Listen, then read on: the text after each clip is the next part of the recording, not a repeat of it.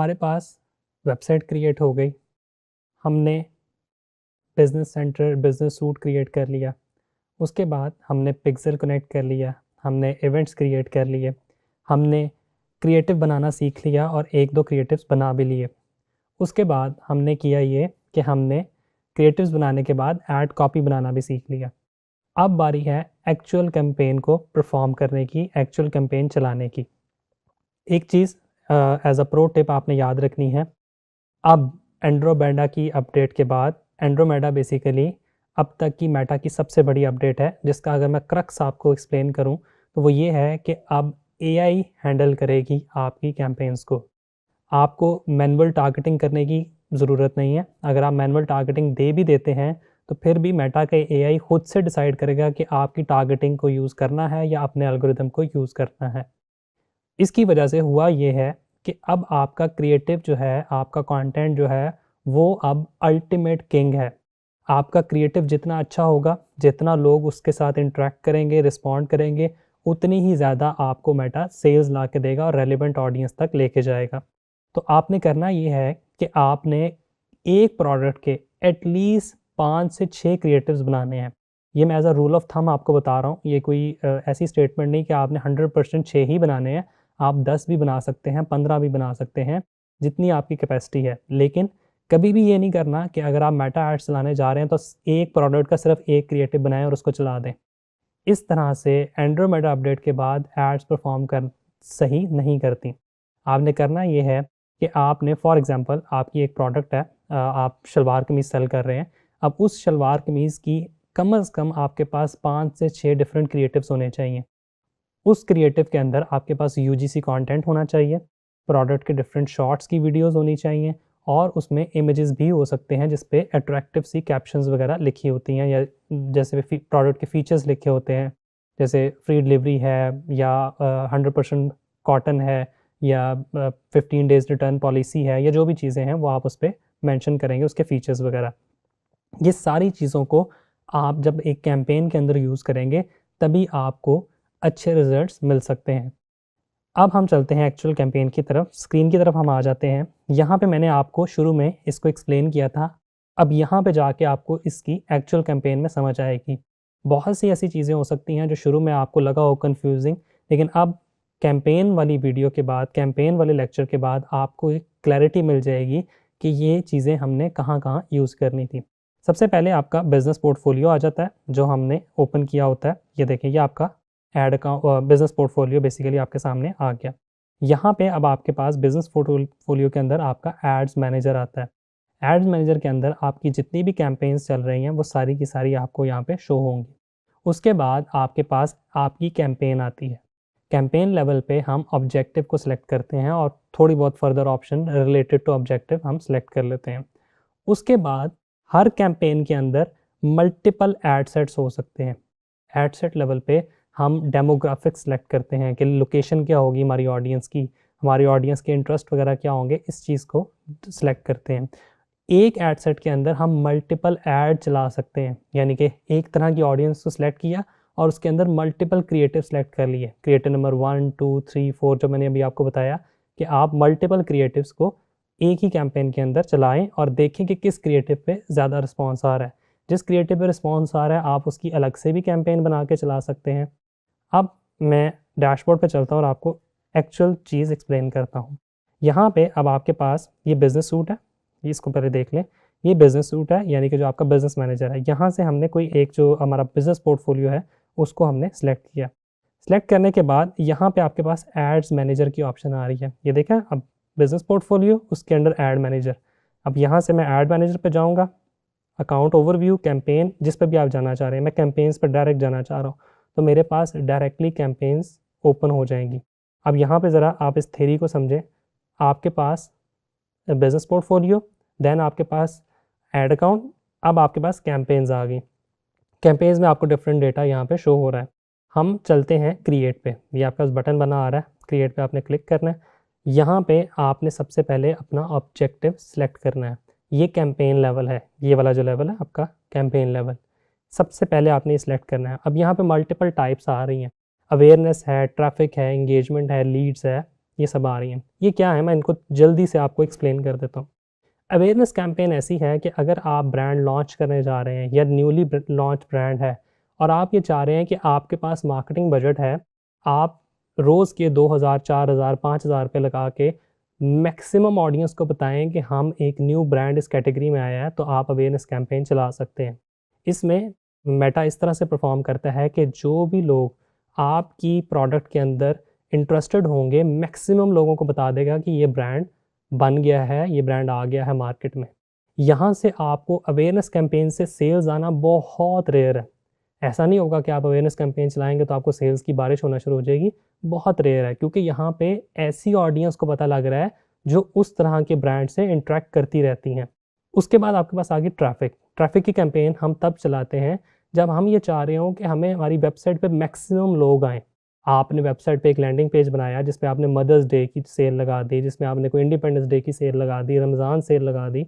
आपने कहा लोग इस पेज पे मैक्सिमम आएँ और इस पेज पर आके एक्सपीरियंस करें कि आपको कौन-कौन सी ऑफ़र्स मिल रही हैं, वो आपकी ट्रैफ़िक कैंपेन होगी। फिर हम चाह रहे हैं कि अगर हम ये चाह रहे हैं कि हमारी जो वीडियो है, उस पे लोग ज़्यादा से ज़्यादा लाइक्स करें, कमेंट्स करें, उसको शेयर करें, फिर हम एंगेजमेंट की कैंपेन चलाएँगे। अगर हम ये चाह रहे हैं कि हमें लीड्स मिलें, लीड किस चीज़ का नाम है? ई-कॉमर्स के अंदर हम बहुत ज़्यादा लीड्स की कैंपेन को यूज़ नहीं करते। लीड्स की कैंपेन यूज़ होती है मोस्टली सर्विस इंडस्ट्री में। आपने देखा होगा रियल एस्टेट की अक्सर कैंपेन चल रही होती हैं, उसमें वो कह रहे होते हैं कि आप अगर ये प्रोडक्ट हमारा ये एक विला है, ये बाय करना चाह रहे हैं, you can fill the form. आप फॉर्म फिल करते हैं, नेक्स्ट डे आपको कॉल आ जाती है उनके कस्टमर सपोर्ट की तरफ से कि सर आप इस विला के बारे में या इस प्रॉपर्टी के बारे में इन्फॉर्मेशन लेना चाह रहे थे। इसी तरह से बहुत से एजुकेशन इंस्टीट्यूट्स हैं, वो लीड्स की कैंपेन चलाते हैं।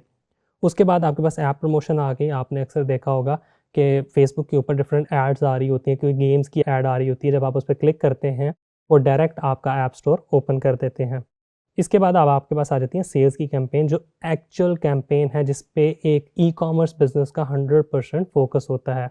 एंड मैं आपको यही चीज़ बताना चाह रहा हूँ कि आपने जब ब्रांड स्टार्ट करना है, आपने फोकस करना है अपनी सेल्स कैंपेन पे। हम सेल्स पे जाते हैं, कंटिन्यू करते हैं। अब हमारा कैंपेन लेवल स्टार्ट हो गया, हमने ऑब्जेक्टिव को सिलेक्ट कर लिया। यहाँ पे कैंपेन का आपने एक नाम दे देना है। नाम आपने ऐसा रखना है जो आपको याद रहे। नॉर्मली जो पैटर्न है वो आ जाता है प्रोडक्ट का नाम। फॉर एग्जांपल मैं एक प्रोडक्ट की ऐड चलाना चाह रहा हूँ, उसका नाम पल्स है। मैंने पल्स लिख दिया और इसके आगे मैं ये ऐड क्यों चलाना चाह रहा हूँ, ठीक है, मैंने लिख दिया पल्स सेल्स और यहाँ पर मैंने डेट लिख दी। फॉर एग्जाम्पल कोई भी डेट है आज की, तो मैं वो आगे डेट लिख दूंगा, ठीक है, जो भी आपकी डेट होगी आप वो मेंशन कर दें। फॉर एग्जांपल 2 फरवरी है तो 2 फरवरी लिख दिया, ताकि आपको पता लगे कि ये आपने किस तरह का कैंपेन कब क्रिएट की थी और उसका क्या ऑब्जेक्टिव था। फिर आपके पास आती है कैंपेन की डिटेल। जो आपकी बाइंग टाइप है उसमें ऑक्शन आ रही है आपके पास और दूसरी ऑप्शन आ रही है रिजर्वेशन। आपने ऑक्शन पे ही जाना है। जब आपकी ऐड परफॉर्म कर रही है, मेटा सिर्फ तब आपसे पैसे चार्ज करेगा। पहले से आप कुछ रिजर्व नहीं करवा रहे, एडवांस में ऑडियंस को प्रिडिक्ट नहीं कर रहे। जैसे जैसे ऐड परफॉर्म करती जाएगी वैसे वैसे आपके पैसे कटते जाएंगे। इसको आपने ऑक्शन पे ही रहने देना है। फिर आपके पास सेल्स ऑब्जेक्टिव में हमारे पास सेल्स आ गया, जो हमने पहले सेलेक्ट कर लिया। मोर सेटिंग पे जाते हैं, आपके पास बाकी सेटिंग आ रही है, लेकिन ये ऑप्शन है, इनको आपने इस तरह से छोड़ देना है। यहाँ पे जो प्रोमिनेंट ऑप्शन आ रही है वो आपके पास लिमिट आ रही है कि आप ये लिमिट लगा सकते हैं कि मेरी इस कैंपेन पे टोटल बजट 20-30 हज़ार रुपये से ज़्यादा स्पेंड ना हो, तो आप 30,000 की एक लिमिट लगा देंगे। जैसे ही बजट 30,000 पर पहुँचेगा तो ये कैंपेन ऑटो ऑफ हो जाएगी। उसके बाद आपके पास एडवांटेज प्लस कैटलॉग लिखा आ रहा है। इसका क्या मतलब है? एडवांटेज प्लस कैंपेन्स ऐसी कैंपेन्स होती हैं जिसको मेटा खुद मैनेज करता है। मेटा की मर्ज़ी, वो जिस तरह मर्ज़ी उस कैंपेन को चलाए, जिन मर्ज़ी ऑडियंस को दिखाए। 90% मेटा पे ये परफॉर्म करती हैं आज की डेट में। हो सकता है किसी ब्रांड के लिए ना भी करती हों, लेकिन मेजॉरिटी ये जो एडवांटेज प्लस कैंपेन्स हैं ये एआई बेस्ड कैंपेन्स होती हैं। इसमें फ़र्दर आपने कुछ नहीं करना। अगर मैं इसको इनेबल कर दूंगा तो आप देखेंगे कि बाकी सारी ऑप्शंस मेरे से चली गई। बजट की ऑप्शन आ गई, मैं नेक्स्ट करूँगा और उसके बाद मैं इसको रन कर सकता हूँ।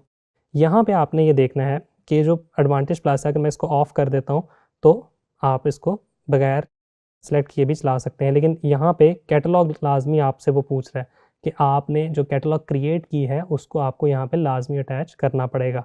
मेरे पास नहीं है फ़िलहाल, मैं इसको छोड़ देता हूँ। अब आपके पास दूसरी ऑप्शन आ रही है बजट। बजट भी हम कैंपेन लेवल पे सिलेक्ट करते हैं कि हमने कैंपेन को क्या बजट देना है। आप हर एड सेट का बजट भी दे सकते हैं, कैंपेन का भी दे सकते हैं। मैं कैंपेन का बजट दे देता हूँ कि डेली मुझे मेटा सजेस्ट कर रहा है कि 2625 रुपये डेली मिनिमम स्पेंड करो।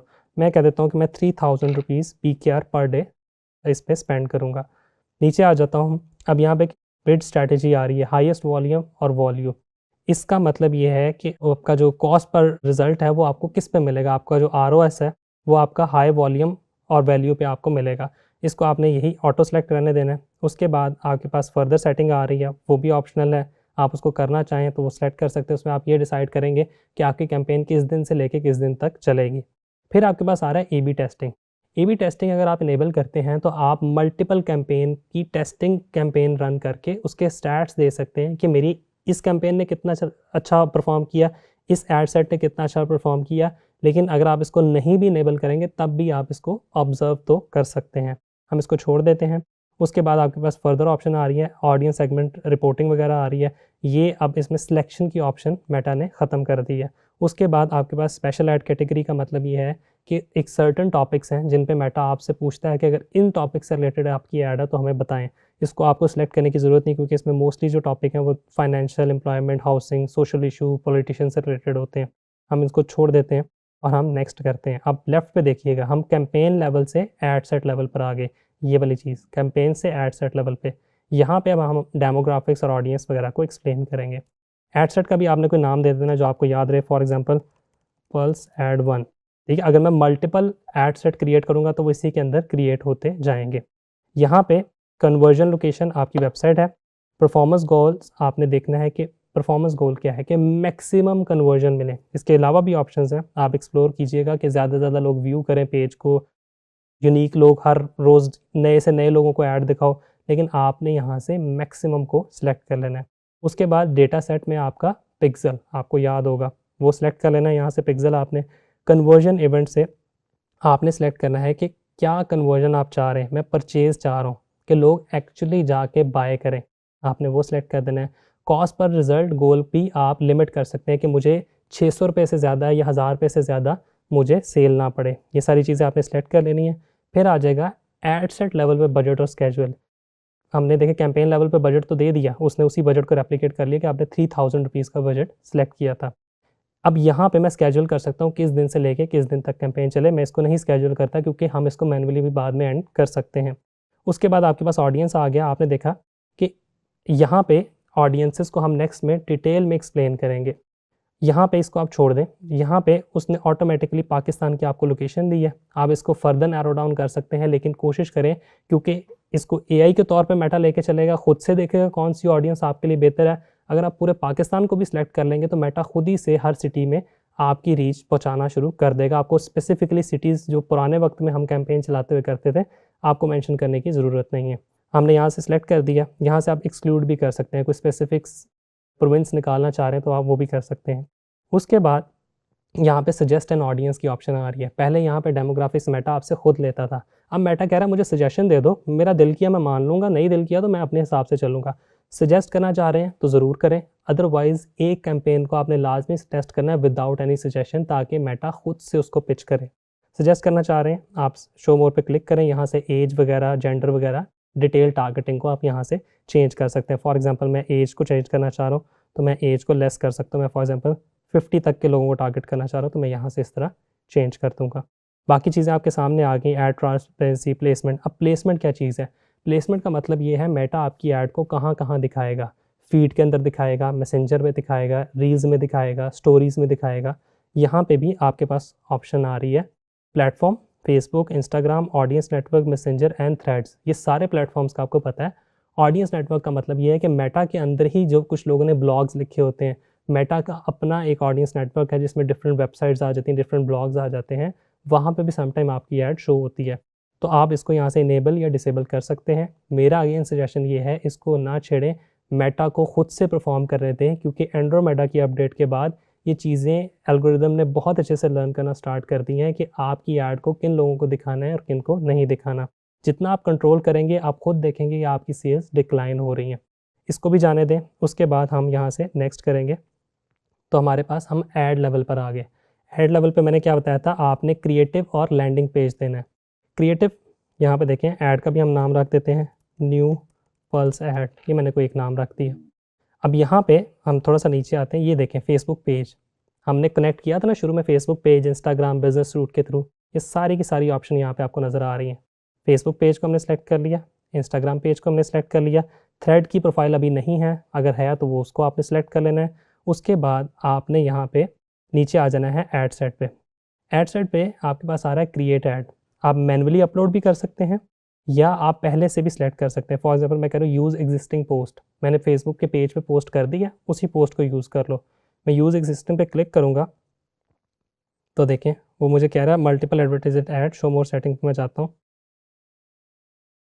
ठीक है, यहाँ पे मेरे पास तो वो एरर दे रहा है, लेकिन आप यहाँ से जब एग्जिस्टिंग पोस्ट को सिलेक्ट करने की आप क्लिक करेंगे तो आपके पास जितनी एग्जिस्टिंग पोस्ट हैं वो यहाँ पे आपके सामने आ जाएंगी।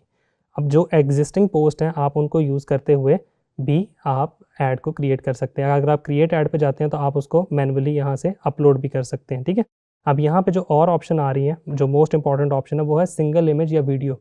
आप एक इमेज भी अपलोड कर सकते हैं और वीडियो भी अपलोड कर सकते हैं। क्रोजल का मतलब ये है कि आप मल्टीपल इमेजेस और मल्टीपल वीडियोस आपकी ऐड के अंदर शो होंगी। ठीक है, मैं सिंगल पे जाता हूँ, नीचे आता हूँ, डेस्टिनेशन, आपकी वेबसाइट के किस पेज पे यूआरएल जो है वो डायरेक्ट करे। अब ये देखें मेरी वो कैटलॉग भी शो करना शुरू कर दी उसने, क्योंकि मैंने वेबसाइट का यूआरएल यहाँ प्रोवाइड किया। अब ये होम पेज का यूआरएल है, आपने प्रोडक्ट पेज का यूआरएल देना है जिसकी आप ये क्रिएटिव जिससे रिलेटेड होगा और जिसकी आप कैंपेन चला रहे हैं, आप वो प्रोवाइड कर देंगे। नीचे आपके पास जो है वो बाकी ऑप्शंस आ रही हैं, अगर आप उसको टेस्ट रन करना चाह रहे हैं आप सेटअप टेस्ट कर दें, वरना इसकी ज़रूरत नहीं है, इसको छोड़ दें। बाकी ऑप्शंस आपके सामने बेसिक सी ऑप्शन है, बाकी चीज़ों का आप ना छेड़ें तो ठीक है, अदरवाइज़ आप उनको एक्सप्लोर कर लें। वंस ये सारी चीज़ें आप सेटअप कर लेंगे उसके बाद आप पब्लिश पे क्लिक करेंगे तो आपकी कैंपेन पब्लिश हो जाएगी। राइट साइड पे आपके पास यहाँ ऐड का प्रीव्यू भी आएगा कि लैपटॉप पे कैसी नज़र आएगी, टैब पे कैसी नज़र आएगी, फ़ोन पे कैसी नज़र आएगी और लैंडस्केप मोड पे किस तरह की आपकी ऐड नज़र आएगी। तो आपने सारी चीज़ों को एक्सप्लोर कर लेना है। राइट साइड पे मेरे पास तो कोई ऑथेंटिकेशन एरर आ रहा है, आपके पास यहाँ पे एक्चुअल क्रिएटिव सेलेक्ट करने की ऑप्शन आ जाएगी, आप उसको सेलेक्ट करेंगे तो आपके पास ये सारा का सारा राइट साइड के ऊपर प्रीव्यू दे देगा कि आपकी ऐड किस तरह की परफॉर्म करेगी। वंस ये सब हो जाएगा आप पब्लिश पे क्लिक करेंगे, सिंपली आपकी कैंपेन पब्लिश हो गई। इसके अलावा आप यहाँ से जाके मल्टीपल डुप्लीकेट करके मल्टीपल एड्स ऐड कर सकते हैं। मैंने आपको कहा था आपने 5 क्रिएटिव यूज़ करने हैं, तो आप एक ही कैंपेन एक एड सेट के अंदर 5 डिफरेंट एड्स ऐड कर दें, फिर देखें कि कौन सी ऐड बेहतर परफॉर्म कर रही है और उसका स्लाइटली बजट इंक्रीज़ कर दें उसके। और या आप ये भी कर सकते हैं कि आप मल्टीपल एड सेट बना लें, हर कैंपेन का अलग एड सेट, उसके अंदर थोड़ी सी वेरिएशन कर दें, किसी जगह पंजाब सेलेक्ट कर लें, किसी जगह एज ग्रुप चेंज करके देख लें। ये सारी चीज़ें हैं जो मल्टीपल स्ट्रैटेजीज़ के थ्रू आप मल्टीपल कैंपेन को डिज़ाइन करेंगे और उसके बाद वंस उनको पब्लिश कर देंगे तो आपके पास डेटा आ जाएगा कि मेरे पास इस ऐड ने कैसा परफॉर्म किया, इस ऐड ने कैसा परफॉर्म किया और इस ऐड ने कैसा परफॉर्म किया। इसीलिए आपने देखा होगा बहुत से मार्केटर्स ये बात कहते हैं कि आप पहले टेस्ट रन करें 7 डेज़ 10 डेज़, जिसमें पता लगे कि कौन सी कैंपेन हमारी कैसा परफॉर्म कर रही है। तो दिस वाज हाउ आप आसानी से अपनी कैंपेन्स को क्रिएट कर सकते हैं। नेक्स्ट वीडियोज़ के अंदर हम ये देखेंगे कि आप कस्टम ऑडियंस के थ्रू किस तरह से कैंपेन को क्रिएट करेंगे। Thank you.